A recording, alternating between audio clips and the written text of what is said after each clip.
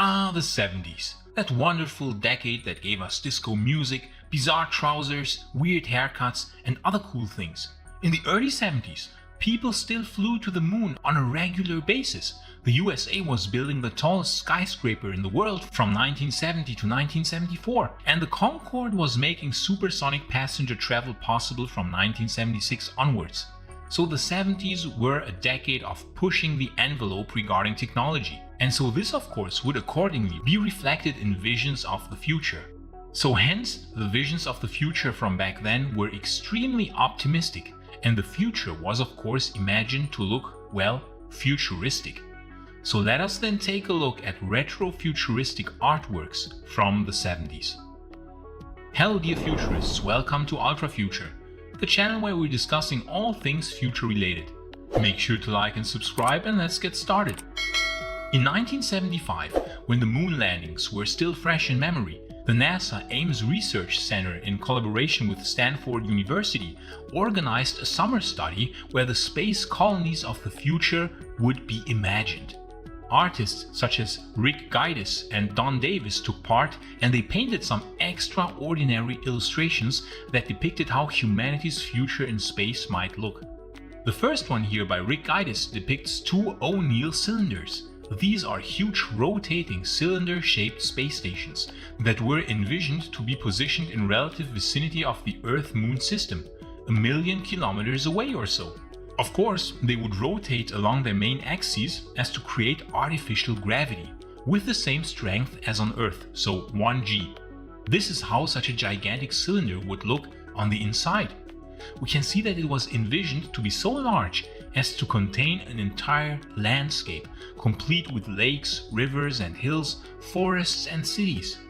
The cylinder would have been at least 10 kilometers long, possibly more, with an interior diameter of at least 1 kilometer. It would have had transparent portions as well to let in sunlight. This would of course had to have been some sort of very strong, transparent material.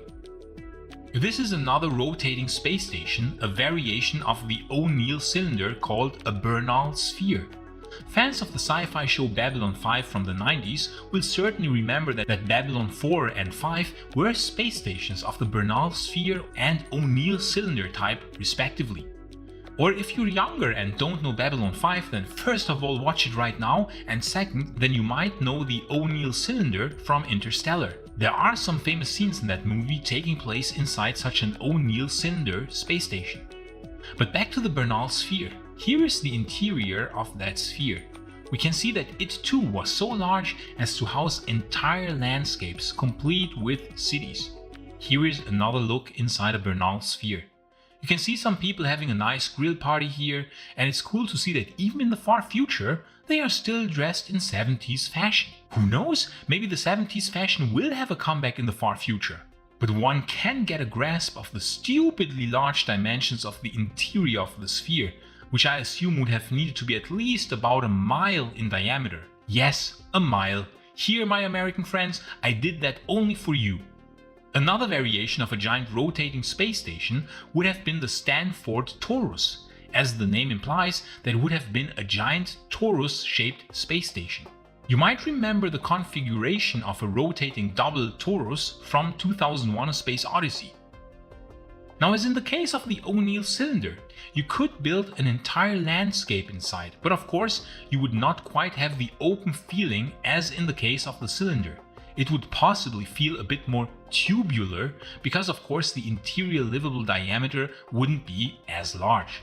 The landscaping and houses are nicely visualized here, complete with a wonderful rooftop terrace where people are enjoying the sunlight that is again let in via some sort of transparent metal. Another one of the artists who took part in the NASA Ames study of 1975 was Don Davis. Here is his interpretation of the Stanford Torus, where we can get a perspective and feeling for how it would be to stand in one. It would certainly be a fascinating feeling. Here is another one by Don Davis of the exterior of the Stanford Torus looking in, while construction of solar shades is ongoing, being installed by some quite tiny looking astronauts. We can see how humongous that thing was imagined to be. It too would of course rotate slowly in order to create artificial gravity inside. In all cases, for the Stanford Torus, the Bernal Sphere and the O'Neill Cylinder, tens of thousands, if not hundreds of thousands of people would live on board of such giant space stations. But of course, as you can imagine, building such giant space stations would require incredible amounts of material to be brought into space, something which currently is far beyond our technological capability. Here are some other illustrations by Rick Gaitis: a future moon colony, a futuristic city with an interesting airplane design, and of course, in the future, it was envisioned that everybody would have jetpacks. Sure, what else? Talking of the city of the future, here are some further fascinating 70s retrofuturism illustrations by John Burkey, which he created for the company Otis Elevators in 1975 and 1976. They were created to showcase elevator concepts of the future. But of course, the most interesting thing is the futuristic architecture. Here, a domed sports arena, where for whatever reason there is a second spectator podium built on top of the dome, a bizarre yet intriguing idea. The whole setup looks exactly as one would imagine the future, familiar and yet otherworldly. This is another variation of the multi-tiered glass dome arena. I really wonder what kind of future sport was imagined that would require such a weird structure. This airport building here is also fascinating. We can see that the airport shuttles are picked up by a system on the side of the building, which pulls them up, thus transforming them into an elevator. Quite a genius idea, actually. Reminds me a bit of the Minority Report magnetic cars that also act as elevators as they drive up buildings. Now that one here is wonderful. I really like that cityscape, how it fades into the distance, showing us a very otherworldly looking city and buildings that even today would be considered very futuristic. And the elevators are external here, with many elevators transporting people up and down on the exterior of the humongous buildings. This here is how a future healthcare center was imagined by Burkey. And of course, again, automated transportation pods. At least they became a reality in parts of the world, if of course not quite as imagined here. Here is the interior of a circular shopping mall with an elevator hub in the center and some interesting circular transport systems, and of course many automated staircases. The IOI City Mall in Malaysia, for instance, ranking as the third largest mall in the world, has a similar circular layout as the one from Burkey's Otis illustration. So we are not too far away from such huge circular shopping malls. Here is another one from Burkey, this time with an outrageously futuristic ship and a really fascinating elevator concept. I am sure Otis loved this, and yet it's 4 decades after Burkey drew this and we are still waiting for such elevators. Where are the elevators, Otis? Anyways, now here is a super futuristic city by Burkey.